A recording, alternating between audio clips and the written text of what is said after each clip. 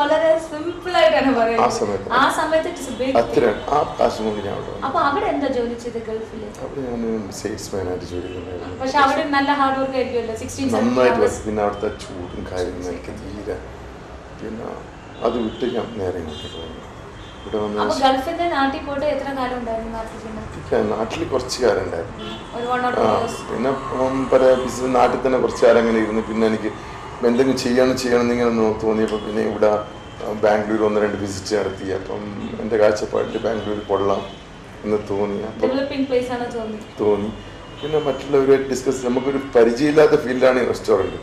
പക്ഷെ എന്നാലും നമ്മളെ പരിചയക്കാരെ ആൾക്കാരെ സപ്പോർട്ടോടുകൂടി അവർ പറഞ്ഞ് പേടിക്കണ്ട, നമ്മളും സപ്പോർട്ട് ചെയ്യാം. ഇപ്പോൾ ഇവിടുന്ന് അപ്പോൾ ആ അടിസ്ഥാനത്തിൽ കുറേ എല്ലാം അവരെല്ലാം സപ്പോർട്ടോടുകൂടി ഞങ്ങൾ മേൽവാടക എടുത്ത് റെസ്റ്റോറൻറ്റ് 1 എടുത്ത് 2 എടുത്ത് ഇങ്ങനെ ഒരേ സമയത്ത് 4-5 റെസ്റ്റോറൻറ്റ് ഞാൻ നടത്തിക്കൊണ്ടായിരുന്നു മേൽവാടക. അപ്പോൾ കാലത്ത് 6 മണി മുതൽ ചിലപ്പോൾ രാത്രി, ആ സമയത്ത് രാത്രി 2 മണി വരെ ഹാർഡ് വർക്കായിരുന്നു. 2 മണിക്ക് കഴിഞ്ഞ് പോയി ഉറങ്ങി കഴിഞ്ഞാൽ പിന്നെ കാലത്ത് 6 മണി കഴിഞ്ഞ് ആ സിസ്റ്റം അന്ന് വളരെ ഹാർഡ് വർക്ക്. ഇപ്പം അതിനോട് നോക്കിക്കഴിഞ്ഞാൽ കമ്പയർ ചെയ്ത് കഴിഞ്ഞാൽ ഇപ്പൊ ഒരു 50% കുറവാണ്. മതിയല്ലോ. അന്നേ കാലത്താണ് ഹാർഡ് വർക്ക് ചെയ്യുന്നത്. Day by day we are all growing age by the physics. Mentally നമ്മൾ nobody is getting age, but day by day നമ്മുടെ ഫിസിക്കൽ അത് സംഭവിച്ചിട്ടില്ല. ഇന്ന് 2 മണി വരെ നിങ്ങൾ വർക്ക് ചെയ്ത് കഴിഞ്ഞാൽ ചിലപ്പോൾ നാളെ ഭയങ്കര ടയർഡായിരുന്നു. You have to maintain your time. പക്ഷെ ഇന്നും എൻ്റെ ആൾക്കാർ പറയും നിങ്ങൾ എന്തിനാ ഇത്രയും കഷ്ടപ്പെടുന്നത്. ഇന്നും ഞാൻ തന്നെ കഷ്ടപ്പെടും. കാലത്ത് മാർക്കറ്റിംഗ് സിസ്റ്റം ഞാൻ മാർക്കറ്റിംഗ് ഞാൻ ആർക്കും വിട്ടു. കാരണം മാർക്കറ്റാണ് റെസ്റ്റോറൻറ്റിൻ്റെ കീ പോയിന്റ്. ആ മാർക്കറ്റിൽ നിന്നാണ് ഇപ്പം ഉദാഹരണത്തിന് അതിന് മിസ്യൂസ് ചെയ്യുന്നതും പ്രോഫിറ്റ് അതല്ല. ഞാൻ മനസ്സിലാക്കിയെടുത്തോളം കീ പോയിന്റ് മാർക്കറ്റ് നമ്മുടെ കയ്യിലെടുത്തോളം നമുക്ക് സക്സസ് ആണ്. തീർച്ചയായിട്ടും ഇവിടെ നിങ്ങൾ നല്ലത് ചെയ്താൽ തന്നെ അവിടെ റീച്ച് ചെയ്യുന്ന സ്ഥലം എങ്ങനത്തെ സ്ഥലമാണ്, അത് റീച്ച് ചെയ്യുന്നത് എങ്ങനത്തെ ഒരു രീതിയിലാണ് റീച്ച് ചെയ്യുന്നത് എന്നുള്ളത് it has to be properly survey. അപ്പോൾ ഇങ്ങനത്തെ കാര്യങ്ങൾ ഈ മാർക്കറ്റിംഗ് ഞാൻ തന്നെ ചെയ്യണമെന്ന് എല്ലാ ഓണേഴ്സും ചിന്തിക്കത്തില്ല. I am the boss, I can not do the marketing എന്ന് പറയുന്ന ഓൺടർപ്രണേഴ്സെ കണ്ടിട്ടുള്ളൂ. പക്ഷേ ആദ്യമായിട്ട് ഒരു entrepreneur only I will do the marketing എന്ന് പറയുന്നത് ഇന്ന് ഇവിടെ മാത്രമാണ്. നിർബന്ധമാണ്. At what time you will get into the field? ഞാൻ കറക്റ്റ് എന്ന് വെച്ചാൽ കാലത്ത് 6 മണിക്ക് എഴുന്നേറ്റ് എനിക്കൊരു നിർബന്ധമുണ്ട്. കാലത്ത് രാവിലത്തെ നമ്മളെ ഇതിലൊരു നമസ്കാരം ഉണ്ടല്ലോ, അത് സൂര്യൻ ഉദിക്കുന്നതിന് മുമ്പ് ആ പ്രാർത്ഥന കഴിയണം. അതെൻ്റെ ഒരു പണ്ട് മുതലേ ഉള്ള എൻ്റെ ഒരു ഹാബിറ്റാണ്. അത് എപ്പോഴും ഞാൻ കീപ്പപ്പ് ചെയ്യാറുണ്ട്. കാലത്ത് സൂര്യൻ ഉദിക്കുന്നതിന് മുമ്പ് എഴുന്നേറ്റിട്ട് ആ പ്രാർത്ഥന കഴിഞ്ഞിട്ട് പിന്നെ ഞാൻ എന്ത് പ്രവൃത്തിയിലും ഏർപ്പെടും. ദൈവം സ്വന്തം ഒപ്പം കൂടെ ഉണ്ട്. ഇല്ല, അത് എൻ്റെ ഒരു നിർബന്ധം. എന്തോ എനിക്കതൊരു എൻ്റെ ഹാർട്ടിൽ എനിക്കൊരു വിശ്വാസം, ഒരു ഫീലിംഗ്. അത് ചിലപ്പോൾ എൻ്റെ പേഴ്സണൽ ആയിരിക്കാം. അല്ല, അതൊക്കെ ഓരോരുത്തരുടെ വിശ്വാസം. പിന്നെ അതിൽ കിട്ടുന്ന ഒരു സാറ്റിസ്ഫാക്ഷൻ ഫീൽ ചെയ്താലേ മനസ്സിലാവും. The thing you will say, എനിക്ക് ആ ഒരു നിർബന്ധമാണ്. പക്ഷെ അത് ഒരു ദിവസം മിസ്സായി കഴിഞ്ഞാൽ അതിന്റെ ഫീലിംഗ് ഭയങ്കര ഫീൽ. അന്ന് എനിക്കൊരു നല്ലൊരു പ്രവൃത്തിയിൽ ഏർപ്പെടാൻ തന്നെ മൂടോട്ടായിരിക്കും. അത് ചിലപ്പോൾ രാത്രി സമയത്ത് ഞാൻ ചിലപ്പോൾ 2-3 മണിക്കെല്ലാം പോയിട്ട് കിടക്കാറുണ്ട്. എന്നാലും ഞാൻ കറക്റ്റ് 6 മണിക്ക് എഴുന്നേക്കും. എത്ര ലേറ്റ് ആയി കഴിഞ്ഞാലും എനിക്ക് 6 മണിക്ക് എഴുന്നേക്കും. ചിലർക്ക് ഒരു ഹാബിറ്റ് ഉണ്ട് റീഡിങ് ബുക്സ്. അവർക്ക് അറ്റ്ലീസ്റ്റ് കിടക്കാൻ പോകുമ്പോൾ 2 ലൈനെങ്കിലും വായിച്ചാലേ അവർക്ക് ഉറക്കം വരുന്നുണ്ട്. ചിലർക്ക് വായിക്കാണ്ടിരുന്നു കഴിഞ്ഞാൽ ഉറക്കേ വരില്ല. അങ്ങനത്തെ ഒരു it's all kind of habit. So you are facing your habit with the God. So that's good enough. പിന്നെ ഇവിടെ വന്നിട്ട് മേൽവാടകയിൽ കുറേ കാലം നടത്തിയിട്ടുണ്ടായിരുന്നു. പിന്നെ എപ്പോഴായിരുന്നു സ്വന്തമായിട്ട് ചിക്കൻ കൗണ്ടി ഗ്രാൻഡ് തുടങ്ങിയത്? ചിക്കൻ കൗണ്ടി ഗ്രാൻഡ് അല്ല. അപ്പോൾ വെച്ചാൽ ഇപ്പോൾ ഉദാഹരണത്തിന് മെജസ്റ്റിക് ഞാൻ ഇങ്ങനെ നടത്തിക്കൊണ്ടിരിക്കുന്ന സമയത്ത് ഒരു 3-4-5 റെസ്റ്റോറൻറ്റ് മേൽവാടക എടുത്ത് നടക്കുന്ന സമയത്താണ് എനിക്ക് മെജസ്റ്റിക്കിൽ ഒരു റെസ്റ്റോറൻറ്റ് സ്പേസ് ഇത് അതും മേൽവാടകത്തിന് തന്നത്. ഗാന്ധിനഗർ. ഇപ്പം മേൽവാടക എടുത്ത് അപ്പോൾ തന്നെ എന്തോ അതൊരു നല്ലൊരു സ്പേസ് ആയിരുന്നു എനിക്ക് തോന്നിയത്.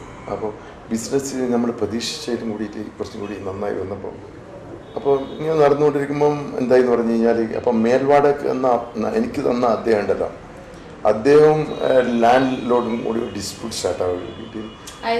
അപ്പം അതൊരു കേസിലേക്ക് പരിണമിക്കുകയും അപ്പോൾ കേസ് ഫയൽ ചെയ്ത് ബില്ലിംഗ് ഓർഡർ അയാളെ ഡിസ്മിസ് ചെയ്യുകയും ചെയ്തു.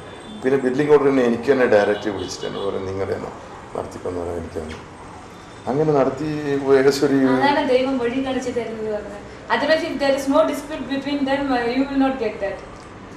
അപ്പോൾ അങ്ങനെ ചെയ്ത് ഇപ്പോൾ കുറച്ച് ഒരു 2-3 years ആകുമ്പോൾ എന്ത് വെച്ചാൽ എൻ്റെ ലാൻഡ് ഓർഡർ പെട്ടെന്ന് അമേരിക്കയിലേക്ക് ഷിഫ്റ്റായി. അയാൾ പറഞ്ഞ് നമ്മുടെ അമേരിക്കയിലേക്ക് ഷിഫ്റ്റ് ആകുന്നു, അപ്പോൾ നിങ്ങളിത് വാങ്ങിച്ചു. അപ്പോൾ എനിക്കത് ഓണർഷിപ്പിന് തന്നിട്ട് പോയായിരുന്നു. Very good, fantastic turn over in life. അപ്പോൾ അത് ഏത് വർഷത്തിലായിരുന്നു അത്? അതൊരു 2001. So you had become owner of the shop. Correct. First time in life.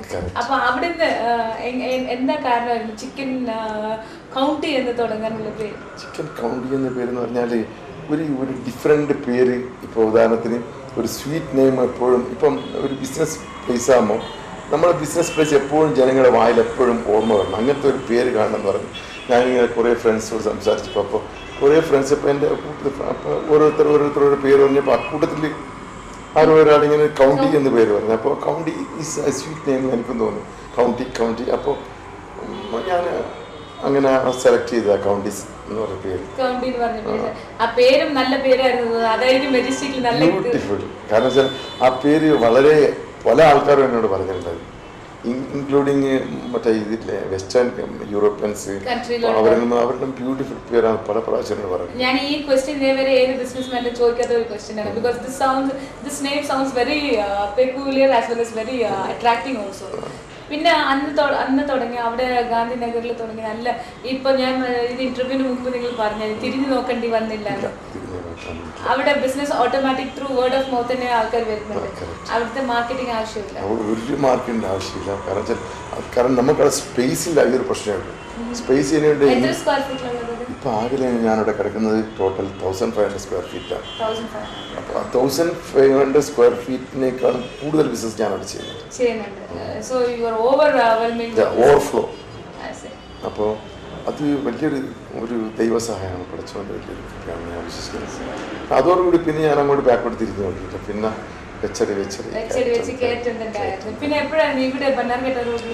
ഇവിടെ എന്ന് വെച്ചാൽ ഇവിടെ ഞാൻ ചെറിയൊരു റെസ്റ്റോറൻ്റ് ആയിട്ട് തുടങ്ങിയത് ബാക്കിൽ അടി.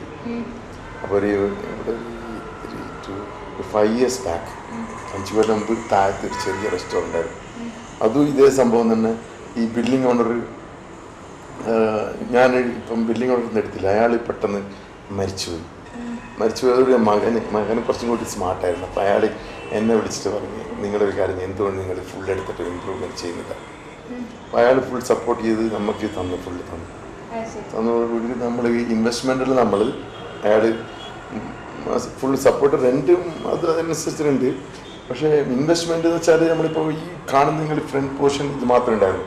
ആ സൈഡ് പോർഷൻ കംപ്ലീറ്റ് നമ്മൾ തന്നെ ബിൽഡപ്പ് ചെയ്തെടുത്തതാണ്. സ്ഥലം ഇതിന് എത്ര കൊടുക്കാം നിങ്ങൾ അഭിപ്രായം? ബാംഗ്ലൂരില് അൺപ്രഡിക്റ്റബിൾ ആണ് റെന്റ് ഒക്കെ. ഇതിന് ആൾമോസ്റ്റ് എത്ര സ്ക്വയർ ഫീറ്റ് ഉണ്ട്? ഇത് മോസ്റ്റ്ലി ഏകദേശം ഒരു 6000 square feet. 6000 square feet including lodging എല്ലാം. So it must be including lodging. So it must be somewhere around 1 lakh. More than that. How much? 2.5 lakhs. 2.5 lakhs. മുകളിലുണ്ടല്ലോ 6000 square feet is quite big one. പക്ഷെ അതിങ്ങനെ സംബന്ധിച്ച് നമ്മൾ ഇന്നത്തെ ലെവലിൽ കൊടുക്കുകയെന്ന് വെച്ചാൽ ഒരു 8 to 10 lakh rupees കൊടുക്കേണ്ടി വരും. പക്ഷെ നമ്മളത് ചെയ്തുകൊണ്ട് നമുക്ക് അത്രയും. അപ്പോൾ ഈ മുകളിൽ കെട്ടിയ ലോഡ്ജൊക്കെ നിങ്ങൾ എല്ലാം നമ്മൾ ഓണായിട്ട് കിട്ടും. അപ്പോൾ സപ്പോസ് ഇപ്പോൾ നിങ്ങൾ ഈ പ്ലേസ് എന്തായാലും നിങ്ങൾ ഓണല്ല, സപ്പോസ് 20 years 20 years അതിനുശേഷം പിന്നെ കണ്ടിന്യൂ ആവും.